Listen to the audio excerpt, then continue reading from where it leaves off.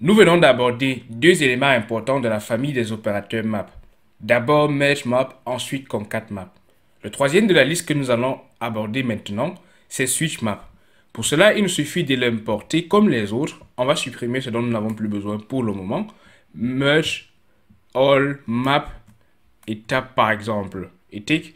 Là, nous allons prendre maintenant switch map que nous allons importer depuis notre liste d'opérateurs.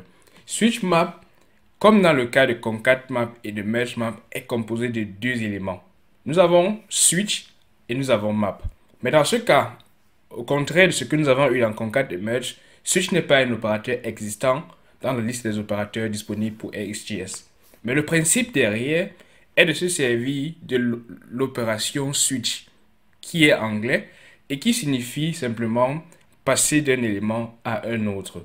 Le rôle de switch map est de transformer chaque élément qui est émis depuis une source d'observable interne qui est définie par une fonction. Son rôle principal est de stopper l'élément qui est arrivé précédemment et de switcher ou alors de passer à un nouvel observable interne. Voyons comment est-ce qu'il peut fonctionner dans un cas pratique.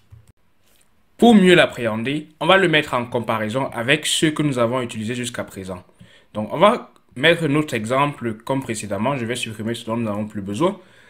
Et je vais dupliquer cet exemple pour qu'on puisse réutiliser avec naturellement switchmap. Donc là, je vais supprimer les éléments dont nous n'avons plus besoin. Et je vais simplement dupliquer ce bout de code qui se sert de concat-map pour introduire notre nouvel opérateur switchmap.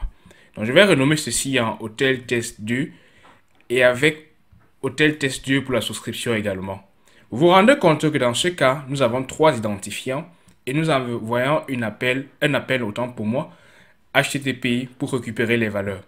Là, je vais modifier l'opérateur utilisé et pas concat-map, nous allons prendre plutôt switchmap que nous venons d'importer.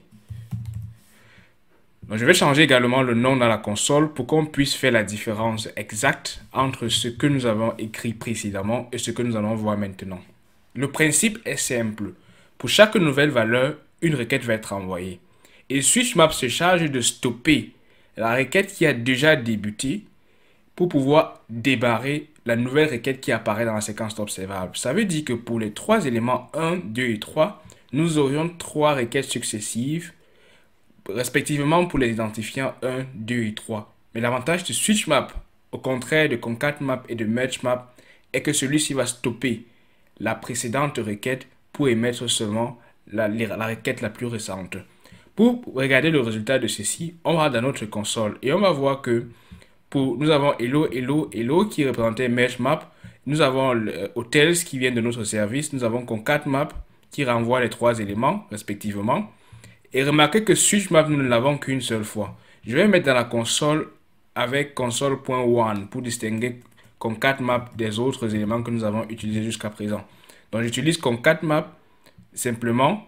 Et vous allez voir que l'élément qui va s'afficher en orange après compilation de notre application sera l'élément qui sera émis à partir de switchmap. Le problème, c'est que nous voyons à la différence des deux autres opérateurs que nous avons utilisés, que switchmap n'est affiché qu'une seule fois. Lorsqu'on examine l'élément qui est renvoyé pour switchmap, c'est seulement l'élément portant l'identifiant 3. Ce n'est pas un hasard. Cela est fait parce que nous avons pris trois identifiants 1, 2 et 3 qui devaient renvoyer respectivement une requête chacune. Et maintenant, switchmap s'est chargé de stopper les deux précédentes requêtes pour seulement procéder à la troisième requête. Ça, c'est le rôle principal de switchmap. Il ne prend que les éléments les plus récents pour pouvoir procéder par exemple à une requête HTTP ou alors si nous changeons d'élément depuis un drop-down sur notre application. Mais à quel moment est-ce qu'il est approprié de pouvoir utiliser switchmap pour une application? Voici quelques cas dans lesquels on peut se servir de switchmap pour pouvoir améliorer la qualité de notre application. Pour rappel, comme dans le cas de merge-map où on avait une combinaison entre merge-all et map, switch-map est combiné de deux opérateurs également, switch-all et map. Et dans le cas précis, avec switch-map, on respecte toujours 8 étapes, autant pour moi, pour pouvoir souscrire au dernier élément. D'abord, switch-map va se charger de souscrire à le Higher Order Observable ou alors l'observable principal que nous allons introduire dans notre séquence. Ensuite, lorsqu'une nouvelle valeur arrive à chaque fois pour la source observable, il va exécuter la fonction map pour retourner un autre observable à l'intérieur ou alors un observable interne. Ensuite, il y aura une souscription qui va être effectuée sur l'observable interne. Lorsqu'une nouvelle valeur arrive pour cet observable interne, alors cela doit être renvoyé à notre observateur. Et pour chaque nouvelle valeur venant de la source de l'observable, la fonction map va être exécutée et retourner un autre observable. Il y aura une non-souscription ou alors un désabonnement pour l'observable présent ou celui qui est en train d'être exécuté lorsqu'un nouvel observable va arriver dans la séquence. Et cela va être répété autant de fois jusqu'à ce que toutes les sources d'observables atteignent le complete ou alors la notification complete. Si une erreur apparaît à un moment donné ou à un autre, alors tout va être stoppé et la notification erreur va être envoyée. C'est particulièrement important de l'utiliser, l'opérateur switchmap, lorsque nous envoyons des requêtes HTTP et nous voulons simplement renvoyer ou alors stopper les précédentes pour avoir juste la plus récente.